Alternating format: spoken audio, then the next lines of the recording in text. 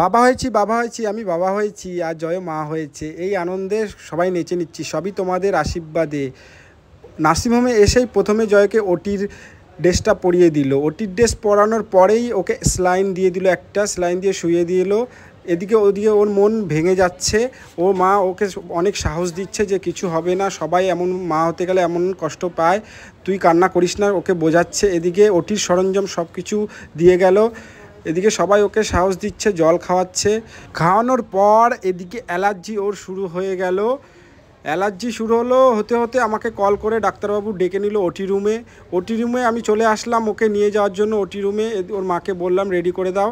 ওর মা ও নার্সরা okay ready করে দিল। রেডি করে ওকে ধরে আস্তে আস্তে আমরা 3 তলায় ওকে নিয়ে যাব। একদিকে বাবা হওয়ার একটা অনুভূতি রয়েছে, আনন্দ রয়েছে, আরেকদিকে ওর দিকে তাকালে খুবই কষ্ট হচ্ছে। কি হবে না হবে সেটা জেনে মনটাও খারাপ হচ্ছে।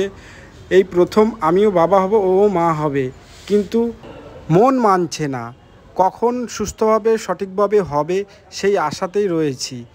ওটি রুমের দিকে নিয়ে যাওয়ার সাথে আমাদের দাঁড় করিয়ে দিল ওটি রুমের সামনেই, আর ওকে একা নিয়ে চলে গেল।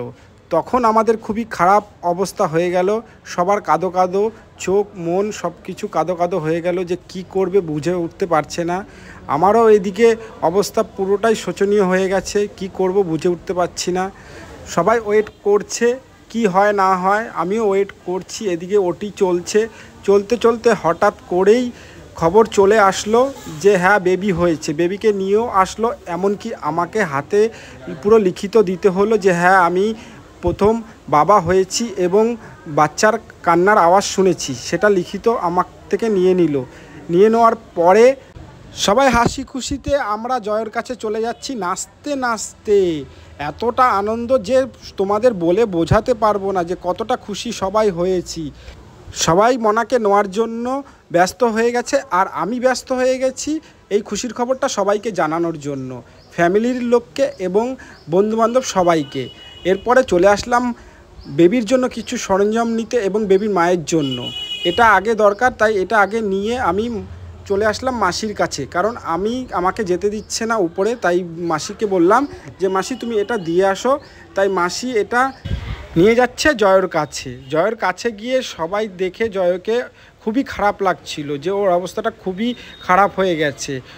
জয় বুঝতে পারলো যে মা হওয়ার কতটা যন্ত্রণার ব্যাপার, কতটা কষ্টের ব্যাপার, সেটা ও বুঝে গেল। কিন্তু যখন বেবির মুখ ও দেখবে তখন ও খুশিতে সব কিছু ভুলে যাবে, এটা আমাদের বিশ্বাস ছিল। এর জন্য ওর কাছে আবার এসে ওকে বললাম যে বেবি সুস্থ আছে, কোনো ভয়ের কারণ নেই। ওর মা ওকে বলল যে মা হতে গেলে একটুকু কষ্ট সহ্য করতে হয়। যখন ও বেবির মুখটা দেখলো তখন ও সব কষ্ট ভুলে গিয়ে সব আনন্দে মতহারা হলো, এবং আমিও নাচছি, ও নাচছে। খুবই আমরা হ্যাপি, আমরা খুশি হয়েছি। তোমরা সবাই আশীর্বাদ করো মা ও বাচ্চা যাতে সুস্থ থাকে।